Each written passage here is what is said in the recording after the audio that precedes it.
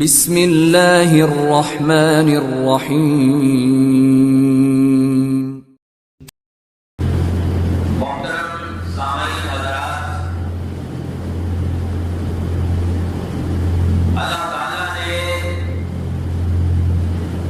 انسانوں کو زندگی گزارنے کے لیے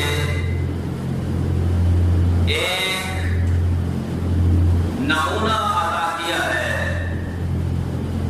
ایک مثال پیش کی ہے، ایک آئیڈیل عطا کیا ہے، ایک اسوہ حسنہ دیا ہے کہ تم نے اپنی زندگی کس طرح سے گزارنی ہے۔ ہر انسان جو اس دنیا میں آتا ہے اس نے اپنا وقت پورا کر کے اس دنیا سے جانا ہے۔ کسی نے 20 سال، 50 سال، 60، 70، 80، 90 جتنی بھی اللہ نے کسی کو زندگی دی ہے اس نے وہ گزار کے جانی۔ اب وہ زندگی گزارے کیسے؟ اس کے سامنے کوئی لائحہ عمل ہونا چاہیے، کوئی نمونہ ہونا چاہیے، کوئی مثال ہونی چاہیے۔ کیا وہ زندگی گزارے جس طرح اس کے والد نے زندگی گزاری، اس کی والدہ نے گزاری، ان کے گاؤں کے کسی سردار نے گزاری، اس کے ملک کے کسی بادشاہ نے گزاری؟ کس طرح زندگی گزارے؟ انسان یہ سوچ سکتا ہے کہ اللہ نے زندگی تو عطا کر دی ہے، اب اسے گزارنا کیسے ہے؟ تو اللہ تعالیٰ نے انسان کی اس مشکل کا حل پیش کیا ہے۔ سورۃ الاحزاب کی یہ جو آیت میں نے آپ کے سامنے تلاوت کی ہے، اس میں اللہ تعالیٰ کیا فرماتے ہیں؟ لَقَدْ كَانَ لَكُمْ فِي رَسُولِ اللَّهِ أُسْوَةٌ حَسَنَةٌ۔ اے انسانوں، تمہارے لیے رسول کریم صلی اللہ علیہ وسلم کی زندگی میں بہترین نمونہ موجود ہے۔ لمن کان یرجو اللہ والیوم الآخر وذکر اللہ کثیرا، ہر اس شخص کے لیے جسے یہ یقین ہے کہ میں نے اللہ کے روبرو کل پیش ہونا ہے، اور آخرت کے دن کا جسے یقین ہے، اور جو اللہ کو کثرت سے یاد کرتا ہے، ہر اس مومن انسان کے لیے پیارے نبی جناب محمد رسول اللہ صلی اللہ علیہ وسلم کی زندگی میں بہترین نمونہ موجود ہے۔ اب انسان زندگی میں عمر کے مختلف حصے گزار کے جاتا ہے۔ کبھی چھوٹا بچہ ہوتا ہے، پھر پل پھڑ کے جوان ہو جاتا ہے، پھر اس کے بعد مزید جوانی، اور پھر آہستہ آہستہ بڑھاپا، اور حتیٰ کہ پھر اس دنیا سے رخصت ہو جاتا ہے۔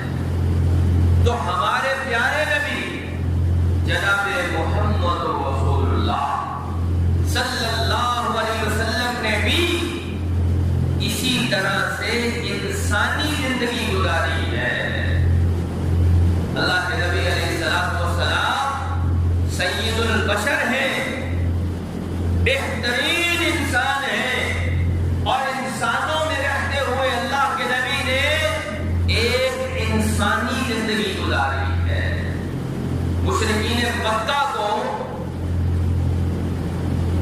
ان کو یہ اندیشہ ہوا کہ یہ محمد صلی اللہ علیہ وسلم جو رسالت کا دعویٰ کرتے ہیں، حالانکہ یہ تو ہمارے جیسے انسان ہیں۔ وَمَا لِهَذَا الرَّسُولِ يَأْكُلُ الطَّعَامَ وَيَمْشِي فِي الْأَسْوَاقِ، جیسے ہم کھانا کھاتے ہیں، پیارے نبی صلی اللہ علیہ وسلم بھی کھانا کھاتے ہیں۔ جیسے ہم بازار جاتے ہیں، یہ محمد صلی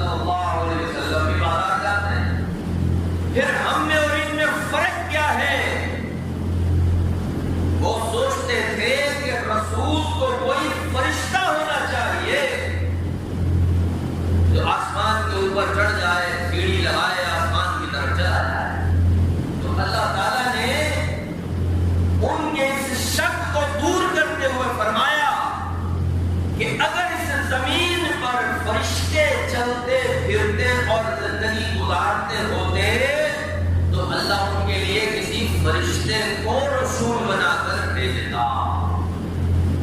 لیکن زمین پہ کون چلتے پھرتے ہیں؟ انسان. لہذا اللہ نے انسانوں کے لیے ایک انسان کو پیغمبر اور رسول بنا کر بھیجا ہے. لہذا پیارے نبی علیہ السلام نے اس دنیا میں آ کے ایک انسان کی حیثیت سے زندگی گزاری ہے اور اللہ کے نبی کی وہ زندگی ہمارے لیے اسوہ حسنہ ہے. وہ ہمارے لیے بہترین نمونہ ہے، وہ بہترین مثال ہے، وہ ایک آئیڈیل کی حیثیت رکھتی ہے ہمارے لیے وہ زندگی. اور یہی قرآن نے فیصلہ کیا ہے کہ تم نے زندگی گزارنی ہے تو اللہ کے نبی علیہ السلام جیسی زندگی گزارو. اور صحابہ کرام رضوان اللہ علیہم اجمعین ایسا ہی کیا کرتے تھے. وہ اللہ کے نبی علیہ السلام کو دیکھتے تھے.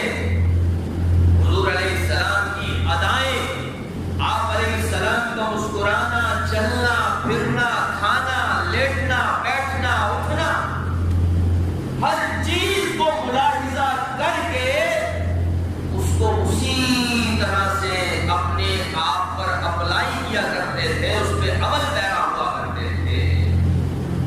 اور پھر انہوں نے اس اسوہ حسنہ کو اپنی ذاتوں تک محدود نہیں کیا بلکہ دنیا کے کونے کونے تک پھیلا کے آئے اور انسانیت کو بتا کے آئے کہ لوگوں تمہارا نبی اس طرح چلا کرتا تھا، تمہارا نبی اس طرح سے مسکرایا کرتا تھا، تمہارے نبی کے انداز یہ تھے، تمہارے نبی کا کھانا کھانے کا طریقہ یہ تھا، تمہارے نبی کی عبادت کے یہ انداز تھے، تمہارے نبی کی معاشرت یہ تھی، معیشت یہ تھی، سیاست یہ تھی.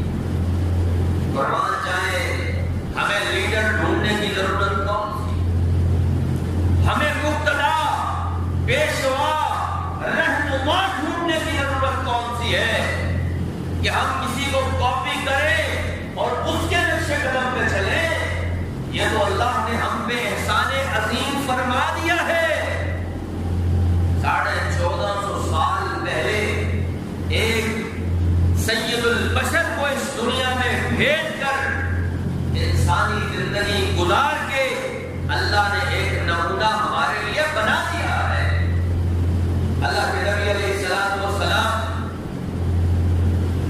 نے جو زندگی کے پہلو گزارے ہیں، اگر ایک ایک کو دیکھیں تو طویل فہرست ہے. اس میں سے صرف چند نمونے آج کے پہلوؤں میں آپ کے سامنے پیش کرنا چاہتا ہوں کہ اللہ کے نبی علیہ السلام والسلام، پہلی تو بات ہے کہ حضور علیہ السلام والسلام کی ذات بابرکت کس قدر عظیم تھی اور کس قدر خوبیوں کا منبع تھی. پیارے نبی علیہ السلام والسلام حسن و جمال کا کیا حسین پیکر تھے کہ لا یمکن الثناء کما کان حقہ بعد از خدا بزرگ تو ہی قصہ مختصر. کہ ثنا ان کی، تعریف ان کی بیان کرنے سے حق ادا ہی نہیں ہوتا ہے. اور آخری بات یہ ہے کہ خدا کے بعد اگر کوئی ہستی اس کائنات میں سب سے عظیم اور بالا تر ہے تو وہ پیارے نبی جناب محمد رسول اللہ صلی اللہ علیہ وسلم کی ہے. وَأَحْسَنُ مِنْكَ لَمْ تَرَ قَطُّ عَيْنِي وَأَجْمَلُ مِنْكَ لَمْ تَلِدِ النِّسَاءُ. حضرت حسان کہتے ہیں کہ اللہ کے نبی، آپ سے زیادہ حسین و جمیل آج تک میری آنکھ نے کوئی دیکھا ہی نہیں. اور دیکھتا کیسے؟ وہ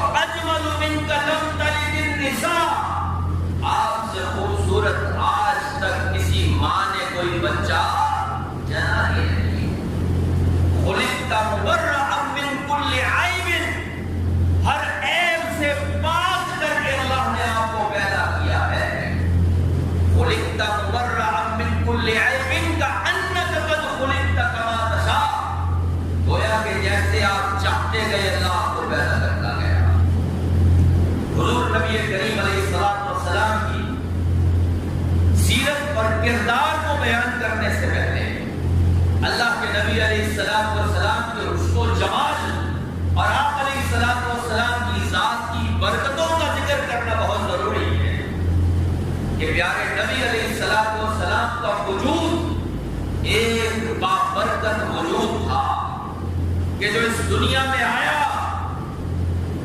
तो उनके वजूद की बरकतों की वजह से वो बस्तियां जो पहले बुत परस्ती के नाम से जानी जाती थी दुनिया में तौहीद के मरकज़ बन गए हैं। हज़रत हलीमा सादिया बयान फरमाती है कि जब मैं मक्के की बस्ती में गई और मैंने कोई बच्चा हासिल करना चाहा कि उसको दूध पिलाऊं ताकि उसके माँ बाप से कोई मुआवजा मिले, तो मुझे कोई बच्चा ना मिला सिवाय इस यतीम बच्चे के जिसका नाम मोहम्मद सल्लल्लाहु अलैहि वसल्लम है। कहते हैं कि कहती हैं फरमाती हैं कि ये बच्चा जब मेरी गोद में आया तो हमारी किस्मत ही अल्लाह ताला ने बदल दी।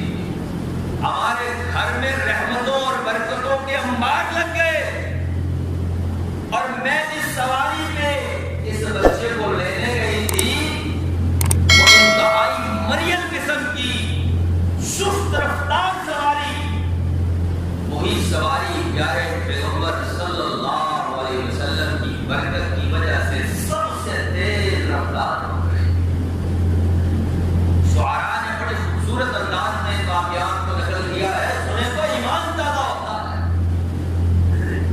और फिर प्यारे नबी अलैहिस्सलाम का वजूद बाबरकत था क्योंकि हुजूर अलैहिस्सलाम इंसान होने के साथ साथ अल्लाह के नबी भी थे और नबियों में सबसे अजीम नबी और आखिरुज़्ज़मान नबी थे। प्यारे नबी अलैहिस्सलाम के हिजरत के वाक़े को जब हम देखते हैं तो उसमें एक जगह पे उम्मे माबद रज़ी अल्लाह ताला अन्हा की बकरी का वाक़या जब पढ़ते हैं कि वो बकरी जो बिल्कुल मरियम किस्म की बकरी है कि जो अब गल्ले के साथ चल भी नहीं सकती, इतनी कमजोर हो गई है कि सिर्फ घर के एक कोने में उसे बांध दिया गया है। अल्लाह के नबी ने इजाजत ली कि मैं इस बकरी का दूध धो लूं, तो फरमाया कि अगर धो सकते हैं तो धो।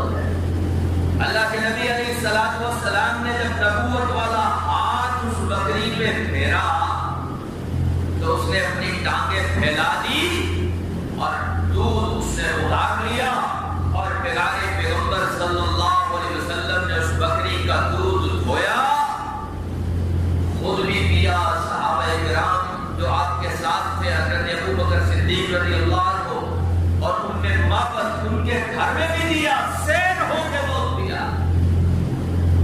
हुजूर अलैहिस्सलाम के वजूद की बरकत कि अल्लाह के नबी अलैहिस्सलाम पैगंबर भी थे। फिर मज़ीद देखिए ग़ज़वा अहज़ाब के वाक़े को नोट कीजिए कि उस मौके पे हज़रत जाबर रज़ियल्लाहु ताला को फरमाते हैं, ये वाक़यात मैं इसलिए नक़ल कर रहा हूँ, बयान कर रहा हूँ कि इन वाक़यात से ईमान ताज़ा होता है और प्यारे नबी अलैहिस्सलाम की सीरत के ऊपर हमारा जो मुतालिया है वो बढ़ता है और हमारे ईमान में इजाफा होता है। ग़ज़वा अहज़ाब का मौका जो है वो बड़ा सख्त किस्म का है। खंदक खोद रहे हैं और कुफ़ार के लश्कर के आने की इत्तला मिल चुकी है और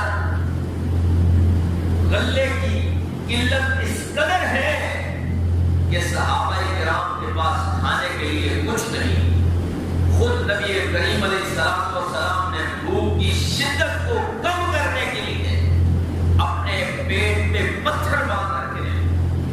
हज़रत जाबर फरमाते हैं कि मैंने हुज़ूर नबी करीम अलैहिस्सलाम की जब ये हालत देखी तो मुझसे रहा ना गया, मैं फौरन घर गया और अपनी बीवी से कहा कि कुछ खाने के लिए मौजूद है। उसने कहा सिर्फ एक सा जो मौजूद है ان کو پیسو اور ان کا آٹا تیار کرو، اور گھر میں جو بکری کا ایک بچہ تھا اسے میں نے لیا اور ذبح کیا اور اس کا گوشت اور سالن تیار کیا، اور اللہ کے نبی علیہ السلام کی خدمت میں جا کے کہا حضور آپ اور آپ کے چند صحابہ میرے گھر کھانے کے لیے تشریف لے آئے، اور ساتھ بتا بھی دیا کہ صرف 1 سا جو کا آٹا ہے جو میں نے تیار کیا ہے۔ لیکن اللہ کے نبی علیہ السلام نے جتنے بھی صحابہ کرام خندق کھود رہے تھے سب کو بیک آواز کہا کہ آ جاؤ بھائی، جعفر کے گھر ہماری کھانے کی دعوت ہے۔ لیکن اللہ کے نبی علیہ السلام نے کہا کہ سنو، اپنی بیوی سے کہہ دینا کہ ابھی روٹیاں پکانا شروع نہ کرے اور ہنڈیا کو چولہے سے ابھی نیچے نہیں اتارنا۔ اللہ کے نبی علیہ السلام نے اس کھانے میں اپنا لعاب دہن ڈالا، برکت کی دعا کی تو روٹیاں وہ پکاتی گئی اور سالن ڈالتی گئی، جتنا بھی لشکر تھا سب نے سیر ہو کے کھانا۔ یہ اللہ کے نبی علیہ السلام کے وجود کی برکت ہے۔ اور پھر مزید آگے چلیں، جب سیرت اور کردار کی بات آتی ہے، جب اللہ کے نبی علیہ السلام کی زندگی کے پہلوؤں کو دیکھتے ہیں جو کہ قابل عمل ہیں اور قیامت تک کے لیے جتنی برکت امت میں موجود رہ سکتی ہے، اللہ کے نبی علیہ السلام کی ذات کے ساتھ وابستہ جو معجزات تھے وہ ان کے اس دنیا سے جانے کے ساتھ اگرچہ چلے گئے، لیکن اللہ کے نبی علیہ السلام کی سیرت میں موجود راز جو ہیں انہوں نے ساری کائنات کو حیران رکھا ہوا ہے۔ ایک ایک اللہ کے نبی علیہ السلام کا ارشاد مبارک امت کے لیے مشعل راہ ہے، تو لہذا اب سیرت اور کردار کو دیکھنے کی ضرورت ہے۔ اللہ کے نبی علیہ السلام نے جو اس دنیا میں آ کے زندگی گزاری ہے، ایک بیٹے کی حیثیت سے بھی گزاری ہے، باپ کی حیثیت سے بھی گزاری ہے، شوہر کی حیثیت سے، عادل حکمران کی حیثیت سے، ایک جج کی حیثیت سے، ایک تاجر کی حیثیت سے، ایک شہری کی حیثیت سے، ہر طرح کی اللہ کے نبی علیہ السلام نے زندگی گزاری۔ ہم میں سے ہر کوئی اپنے آپ کو دیکھے اور اللہ کے نبی علیہ السلام کی سیرت سے وہ اپنے لیے روشنی لے اور اس طرح کی زندگی گزارنا شروع کر دے۔ آپ علیہ السلام کے عفو و درگزر، آپ کے حلم، آپ کی نرمی، اس چیز کو اگر انسان دیکھے تو گرویدہ ہو جاتا ہے کہ حضور نبی کریم علیہ السلام کے اندر نرمی کس طرح سے کوٹ کوٹ کے بھری ہوئی تھی، حلم کا پیکر تھے، عفو درگزر کا مینار تھے ہمارے پیارے نبی علیہ السلام۔ حضرت انس رضی اللہ تعالیٰ عنہ کا وہ بیان آب زر سے لکھنے کے قابل ہے اور ساری امت کے لیے وہ روشن دلیل ہے۔ حضرت انس رضی اللہ تعالیٰ عنہ بیان فرماتے ہیں کہ میں نے پیارے نبی علیہ السلام کی 10 سال تک خدمت کی۔ حضور علیہ السلام کے ہاتھ، آپ کی ہتھیلیاں ریشم سے زیادہ نرم تھی، اللہ کے نبی علیہ السلام کا پسینہ کستوری سے زیادہ خوشبودار تھا، اور کہتے ہیں کہ ان 10 سالوں میں جو میں نے حضور کے ساتھ گزارے، ایک مرتبہ بھی ایسا موقع نہیں آیا کہ اللہ کے نبی علیہ السلام نے مجھے ڈانٹا ہو اور حکم دیا ہو، جھڑکا ہو کہ اے انس یہ کام تو نے کیوں نہیں کیا۔ اور کبھی پوری 10 سالوں کی زندگی میں ایک مرتبہ بھی ایسا موقع نہیں آیا کہ حضور نے کہا ہو کہ اے انس یہ کام کیوں کر دیا تم نے۔ آج دیکھیں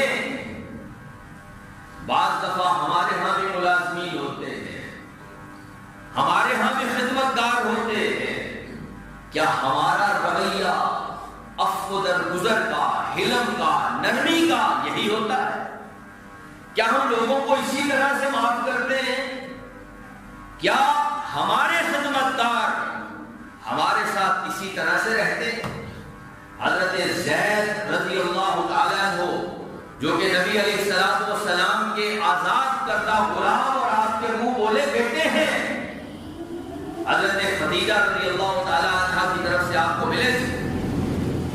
ان کے والدین کو جب پتہ لگا کہ ہمارا بچہ ایک شخص مکے کا محمد صلی اللہ علیہ وسلم اس کے پاس ہے، لینے کے لیے آ گئے کہ ہمارا بیٹا ہمیں دے دیا جائے۔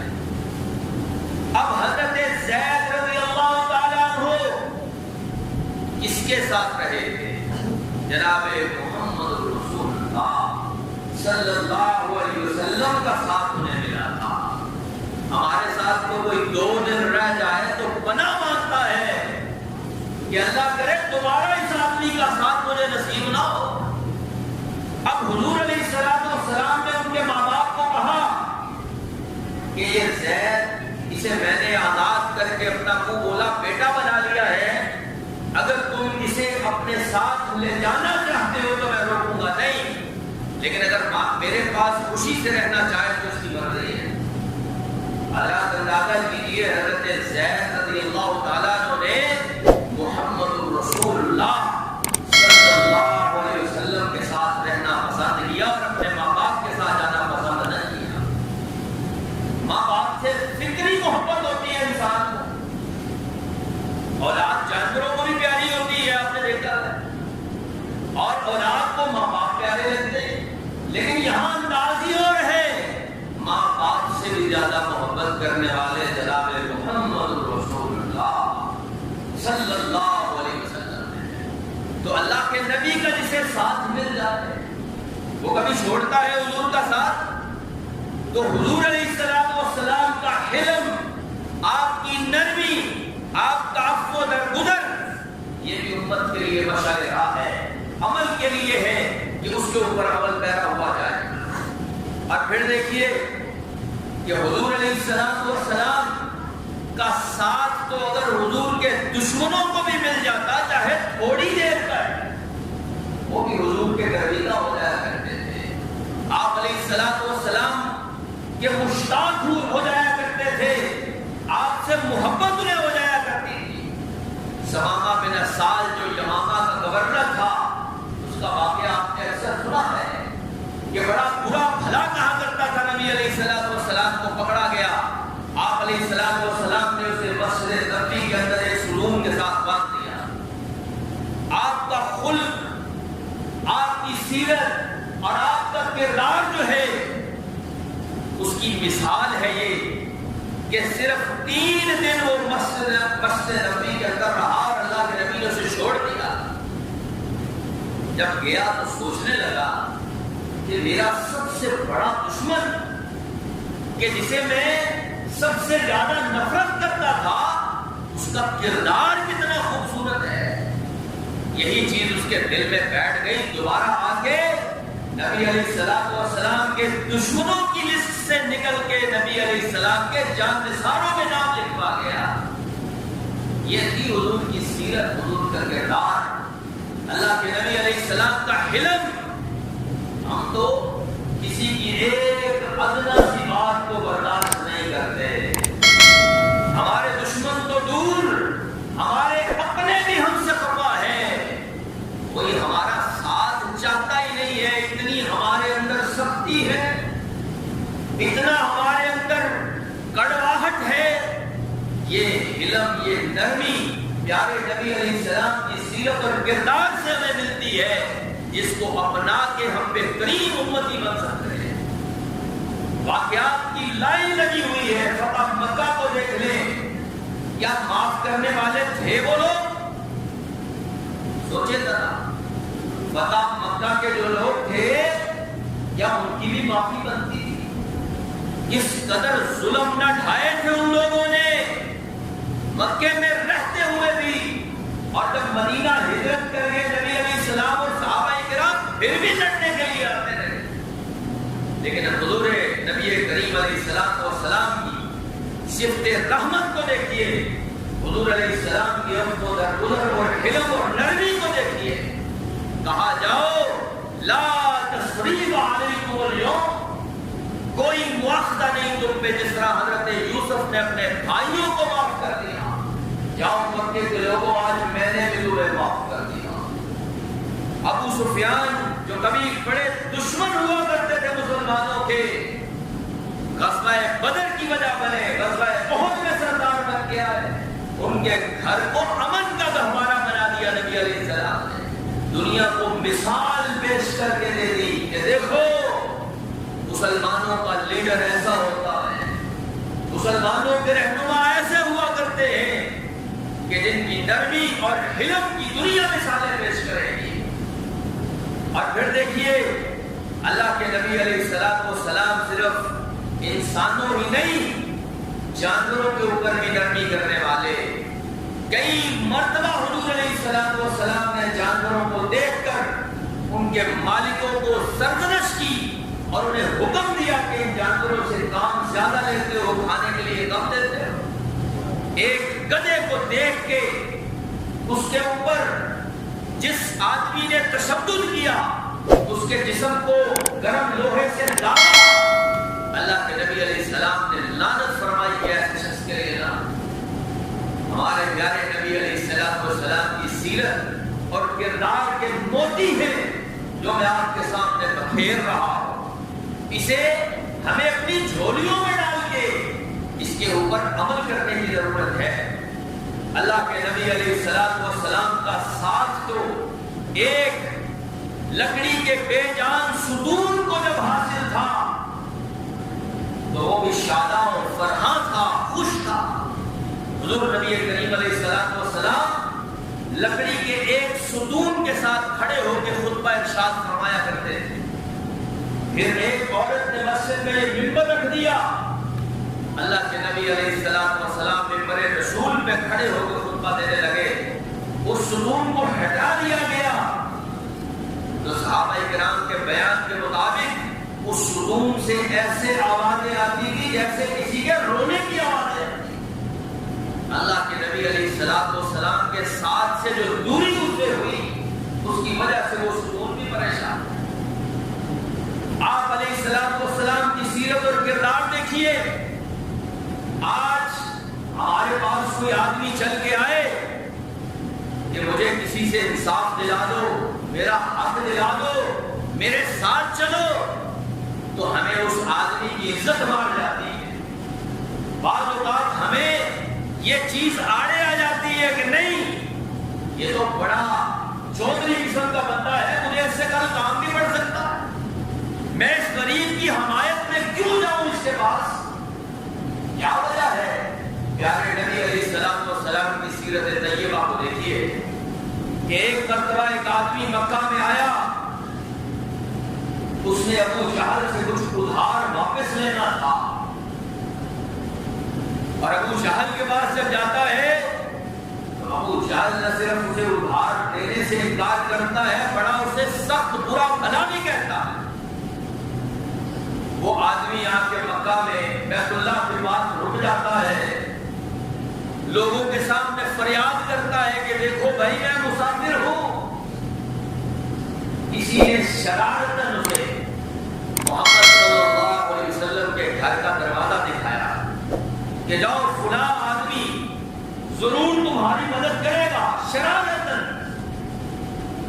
وہ آدمی گیا اور اس نے نبی علیہ السلام کے گھر کا دروازہ کھٹکھٹایا اور اپنی داد رسی پیش کی کہ میں مسافر آدمی ہوں، آپ کے شہر کا ایک آدمی، اس سے میں نے ادھار لینا ہے، آپ میری مدد کے لیے چلیے۔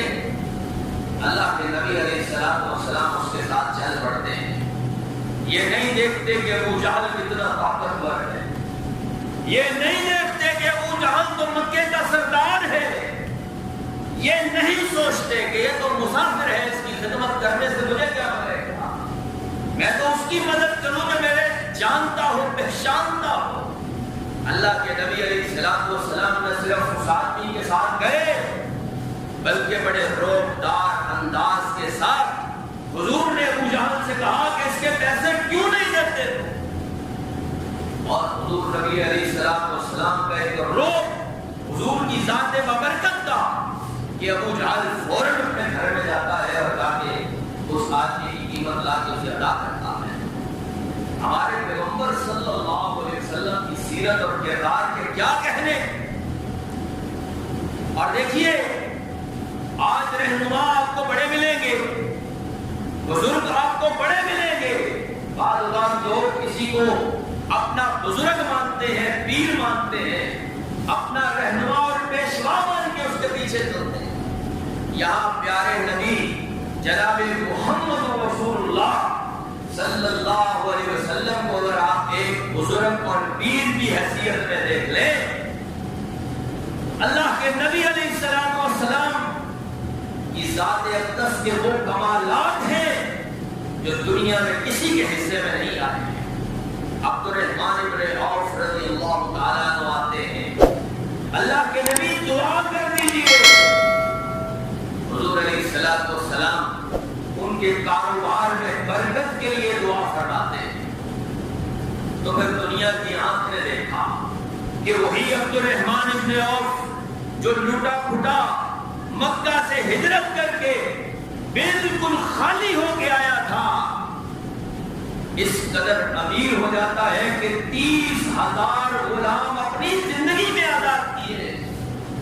80 لاکھ دینار ان کی بیویوں کو ورثے کے اندر ملتا ہے جب اس دنیا سے جاتے ہیں. ایسا پیر ہے تو دنیا میں لا کے تو دکھاؤ بھائی.